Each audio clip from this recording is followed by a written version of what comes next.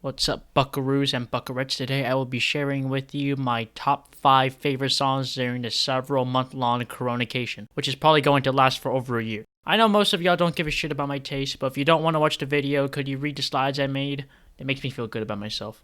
Oh yeah, by the way, I was gonna do 10 songs, but I decided that that's too much work for my brain to handle, so it's 5 now. You can look at all 10 in the description if you want, though. At the number 5 spot, we have Yoro ni Kakeru, or Racing into the Night, by the J-pop duo YOASOBI. Now, this is a breakout single from the group, and I'm not going to lie, I found this song off of TikTok, and I'm glad I did. This song quickly climbed my rankings because the vocals are great and the production and melodies are so absurdly catchy. The main vocalist's voice commands power and presence, but is simultaneously soothing. What secured the top 5 position for this song for me is the theme of the song. The song is based off a story about a lover who has to deal with their significant other trying to commit suicide and how they struggle to find happiness together.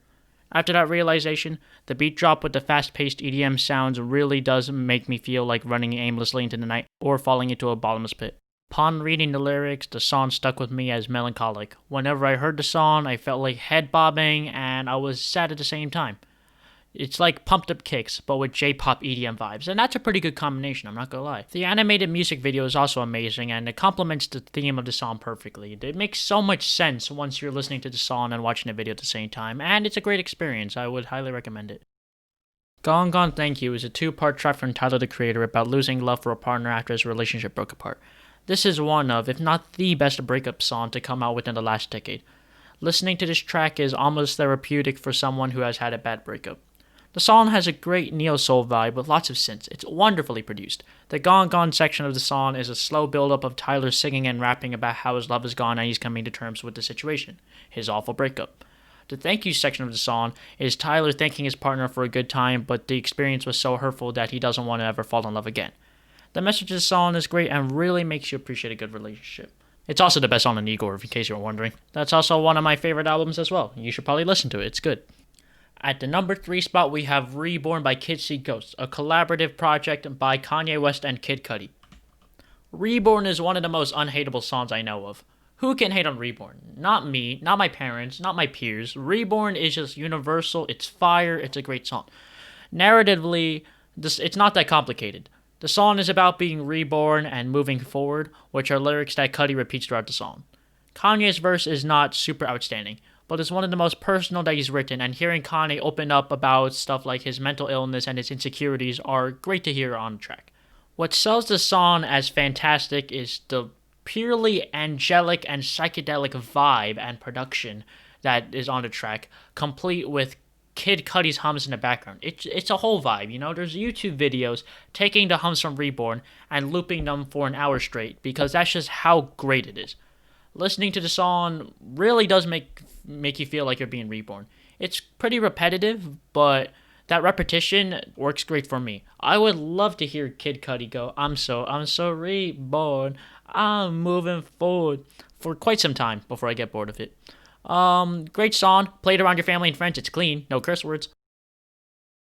At the number 2 spot, we have what I believe is the most artistically well-defined song on this list, and it is Sing About Me, I'm Dying of Thirst by Kendrick Lamar. The song is very sentimental, it runs for 12 minutes, and is complete with 2 separate sections and interludes.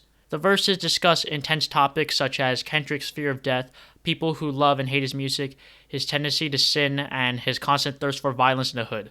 The production on this track is not as extravagant or blaring as the other songs on this list, but it is very effective. It's low-key. It has female singing, guitars, and violins that provide a very melancholic atmosphere.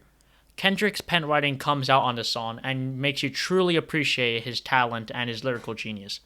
The song ends with Kendrick's neighbors seeing him and his friends dying of thirst when they're trying to avenge the death of one of Kendrick's friends. This neighbor tells Kendrick and his friends that they need to repent for their sins and start a new life with the help of the Lord, which is a fitting conclusion for the song. This moment represents the transition of Kendrick Lamar from K-Dot with a hood mentality to a new enlightened Kendrick Lamar. This song embodies struggles of people living in the hood in Compton and Kendrick's personal feelings as well. This song took over a year for Kendrick to write, so I hope that's a testament to how great this song is. Frankly, the song is a masterpiece. I think everybody should listen to it, regardless of whether you like rap or not. Narratively, it's wonderful. As an honorable mention, we have My Diamonds by Minecraft Awesome Parodies, which is misspelled for comedic effect. This song is a parody of Take On Me by Aha and is the pinnacle of achievement in parodies and comedic music. Nothing will ever top this. The main selling point of the song is the passionate vocals that the kid produces. And by passionate, I mean absolute ear-rapingly high-pitched and loud to the point where you can't do anything but just laugh uncontrollably when you hear him hit these ridiculous high notes. There are many subtle elements to this track that make the song amazing, including the low quality of the microphone, the pauses between the verses that shouldn't be there, the random coughing, and as a cherry on top, the dad of the kid telling him to shut the door after his obnoxiously loud singing. It's great. It all comes together so well that you think to yourself that nobody but a genuine child could have created this, because an adult would fail to get all the details right. The song never fails to make me laugh. It's great. It's funny. Your friends might judge you for listening to it, but that's okay. Maybe they'll vibe to it later. My number one favorite song right now is Up My Sleeves by Death Grips. And if you know a little bit about me, you would know that I'm a huge fan of Death Grips for reasons I've elaborated on in a past YouTube video. Go check that out if you want.